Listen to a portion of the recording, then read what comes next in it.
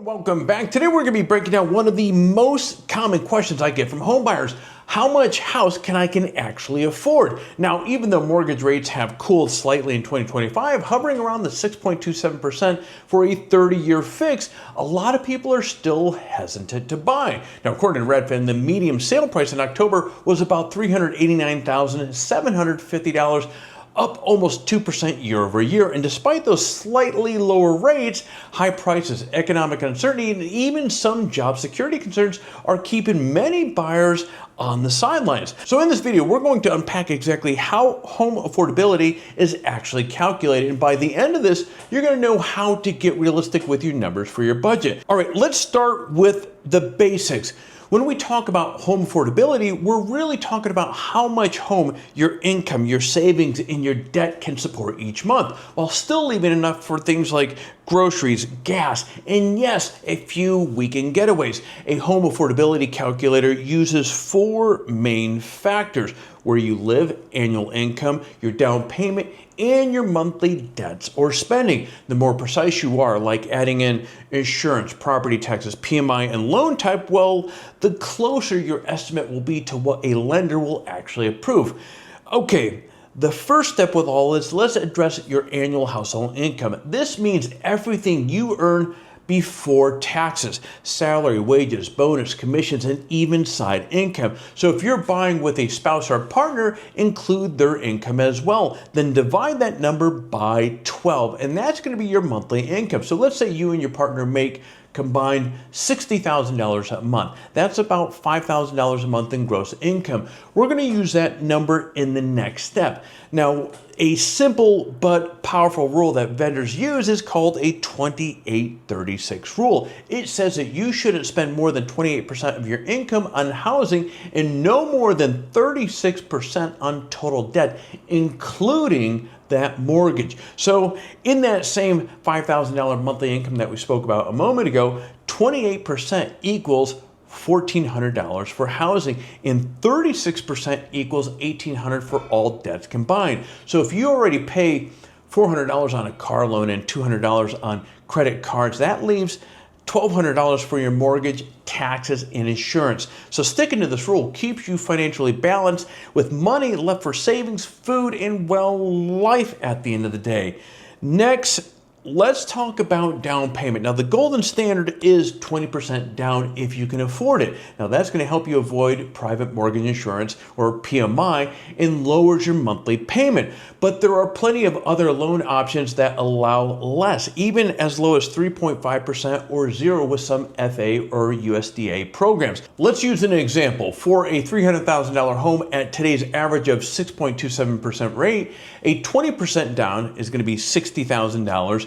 And that's going to be $1,479 a month. 10% down, $30,000 down, is $1,664 a month, and 0% down is going to be $1,849 a month. Now, the takeaway with this, well, the more you put down, the less that you owe each month, and the more house that you can afford without stretching your budget too thin. But affordability isn't just about principal and interest. To get a realistic monthly number, you have to include hidden costs of home ownership. Now, this means homeowners insurance, which averages about $1,000 a year nationwide; property taxes, which does vary based on location. So for example, a $500,000 home in a 1.1% tax area equals $5,500 a year. Then you have private mortgage insurance, or PMI, if you put down less than 20%, which can run 0.5 to 1% of your loan annually. And of course, interest rate and loan term. So when you plug that all into a calculator, you get a much more accurate sense of what you can really afford at the end of the day. Now, let's talk about loan types, because the kind you choose can make a big difference. A fixed rate loan keeps the same interest rate for the entire term. This is stable and predictable. Then you have an adjustable rate mortgage, or ARM, which starts lower for a few years, then fluctuates. A FHA loan lets you buy with as little as 3.5% down, but does require PMI. USDA loans, well, are for certain rural areas with low to no down payment. And then, of course, there are VA loans for veterans and active service members, no down payment and no PMI required.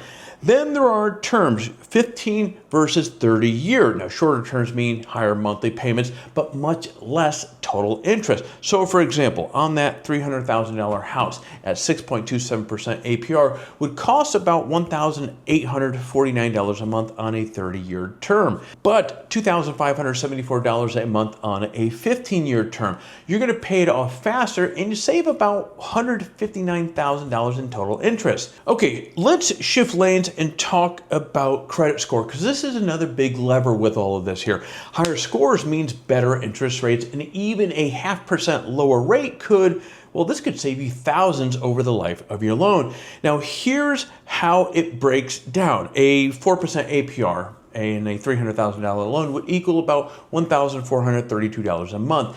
At 4.75%, that's a jump up to $1,565. That's $133 more each month. And that's why lenders talk about APR. It includes not only the interest rate, but fees and costs. It's the truest number for comparing loans side by side. Now, before you start shopping, it's smart to get pre-qualified. So what you're going to want to do here is gather your recent pay stubs, W-2s, bank and investment statements, credit report, and any debt information like car loans or student loans. And if you're self-employed, well, you're going to need your profit and loss statements or P&Ls. And having that ready to go not only speeds up the loan approval, but it also gives you a clear picture of what you can afford right now. All right, let's tie this back to what's happening right now in the current economy and the housing market. Even with rates sitting at 6.27% for a 30-year fix, buyers are still feeling that the affordability squeeze, especially first-time buyers. For a $300,000 home, that translates to roughly about $1,849 a month. And when you add in property taxes, insurance, you're easily flying by $2,000 a month. According to Realtor.com, many Americans now sit or need rather a six-figure income just to afford a medium-priced home. Add in rising living costs and the golden handcuff effect, which is essentially where homeowners don't want to give up their ultra-low pandemic-era mortgage rates. It's clear why the market feels the way it does. Very tight right now. And that's why understanding these numbers, friends, isn't an option. It's essential before you jump in. So let's recap all of this right now.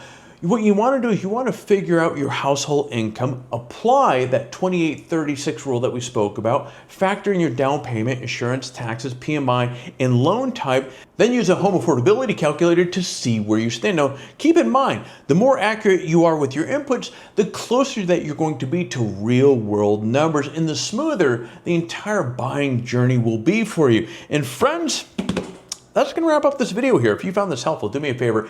Hit that like button down below, hit the subscribe for more videos like this. It only takes you a second, but it really does help this channel reach more people who want to better understand real estate. So thank you in advance. And if you happen to be in California looking to buy or sell, I'm a real estate agent right here in Orange County, California. Reach out to me. I'd love to sit down and chat with you. But with that said, friends, I'm going to be turning off the cameras and I will see you in the next video.